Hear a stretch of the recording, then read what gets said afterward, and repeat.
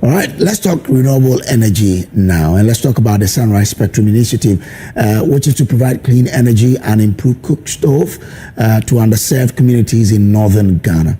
And we have the Green for Change Ghana in partnership with Tangelic implementing this project. And joining us for a conversation on this is Jesston Williams of Tangelic and John Balankoo Sumbo of Green for Change Ghana. I guess this is Jesston Williams and this is Balankoo Sumbo, right? Yes. Gentlemen, good morning. Good morning. And thanks for joining me. Thank you. Now, Thank you. Let me start with you, Jackson. It's Jesston. Yes. What is this Sunrise Spectrum Initiative about? Yes. Well, first and foremost, thank you for having me this morning. As you mentioned, my name is Jesston Williams, and I serve as the Executive Director of Tangelic. And Tangelic is a U.S.-based NGO that specializes in clean energy, climate finance, as well as community-led development. So when we talk about our Sunrise Spectrum Initiative, it is a clean energy system that combines clean cook stoves, home solar systems, as well as community microgrids. And the big piece of that as well would be to empower the community. So everything we do within Sunrise Spectrum has a huge emphasis on gender equity, or equality, I should say. So Sunrise Spectrum is the project's name? That is correct. Okay. Yes, that is correct. Yes, and we have partnered with John and his organization, Green Change for Ghana. He is our on-the-ground partner, and we are set to deploy. We are fully activated and set to deploy February of next year, 2026. Mm-hmm. So then the Tangelic is... what role do you play, and what role does Green for Ghana also play? Well, as I mentioned, Green Change for Ghana, they are on-the-ground partners, so they have been in the Tamale area, so correct, John, for many years now. So with that said, they have deep ties to the community.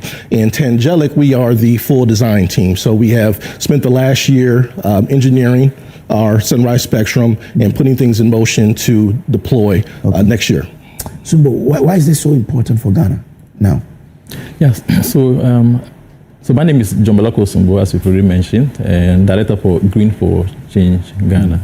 We are based in Tamale, and then we operate largely in the 5 regions of northern Ghana, trying to support farmers to adapt to climate change mitigation practices so that they can still have some good yields amidst changing climate. So if you observe northern Ghana in particular, if you go, most households rely on traditional cooking methods in open fire, and then they rely heavily on fuel wood or biomass to cook. And this exposes them to indoor pollution. Besides that, the women who are engaged in this spend long hours looking for fuel wood, which means that valuable time that they could have used to engage in ventures that will bring income is spent looking for fuel wood. So under this project, we'll be providing clean cook stove that will require minimal amount of fuel wood for them to prepare their traditional meals. And we'll also be providing them with solar electrification, because the communities we are targeting are communities that are underserved and are not on the national grid. So health facilities in these communities don't have, electricity for their health, services provision. Students in these communities mean that in the night, while their colleagues are studying, they are maybe sleeping, for instance. So we'll be targeting all these facilities to provide them with solar electrification, and then we'll provide households as well with solar, clean energy.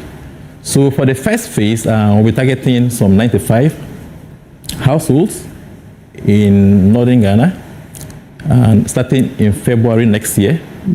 Then once that is done, we'll now do the upscaling to cover some 20,000 households across northern Ghana. Oh, okay. So with the first phase, what actually will you be doing?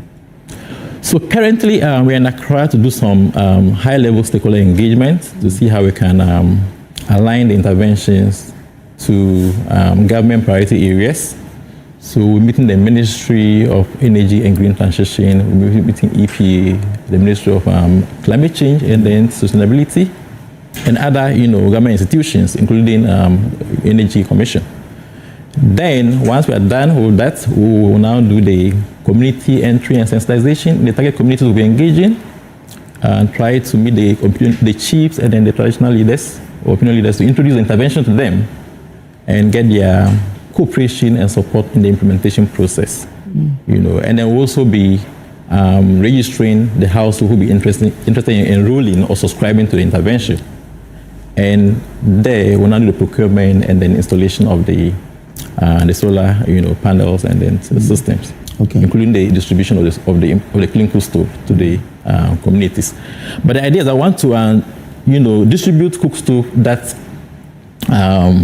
will meet the needs of the households so that they can still prepare their traditional meals with the same efficiency compared to the traditional system or model.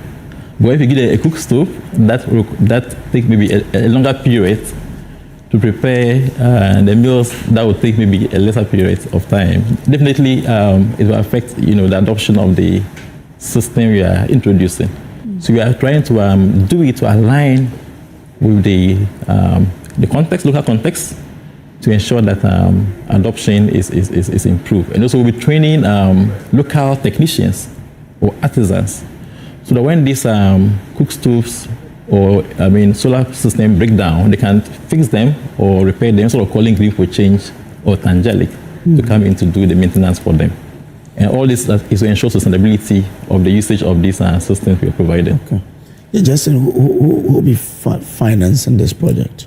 Well, we have a climate finance piece with Tangelic. Therefore, that involves blended finance, which is loans as well as grants, and carbon monetization as well. So using those blend finance mechanisms will ensure that the Sunrise Spectrum initiative is sustainable for years to come. And just to touch on what John just mentioned, it's very important for us to have community-led development. We're talking about training and creating jobs, uplifting the people of the community. That's what we do. That is very important for us to also have women involved, because we believe that women are definitely the pillars of communities that we serve. And without the women being involved, we don't feel that it would be successful or as successful as it should be. So that is very important to us. And we envision that Sunrise Spectrum will be nationwide in Ghana. We envision a cluster of sunrise villages, obviously starting in the northern region and then spreading throughout. We have a target goal of about 20,000 households by 2028, and then 32,000 households by 2032. So those households would pay nothing? Well, pay-go system, they will do that. So there will be a small fee that they will have to pay for their solar home systems, a very small fee. But remember, they will be generating money from jobs that are being produced through Sunrise Spectrum. So you use the climate financing to ensure the long-term sustainability of this project? Yes, that is correct. Okay.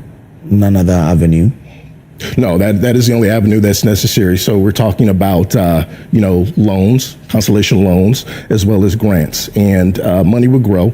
And then we have the investor side as well, where investors will invest in our projects, where they will earn carbon credits.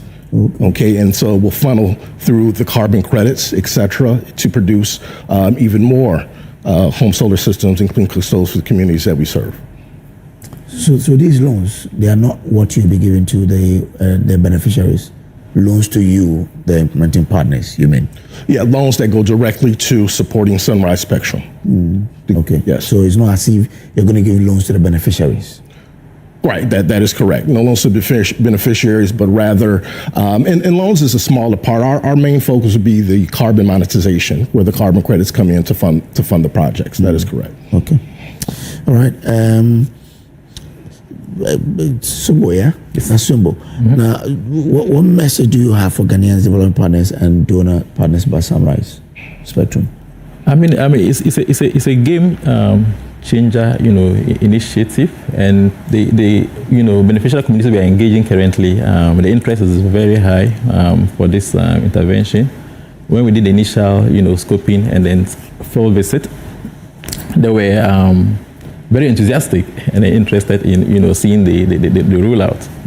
So the message is that it's good we see how we can reduce emission by adopting clean energy or systems, because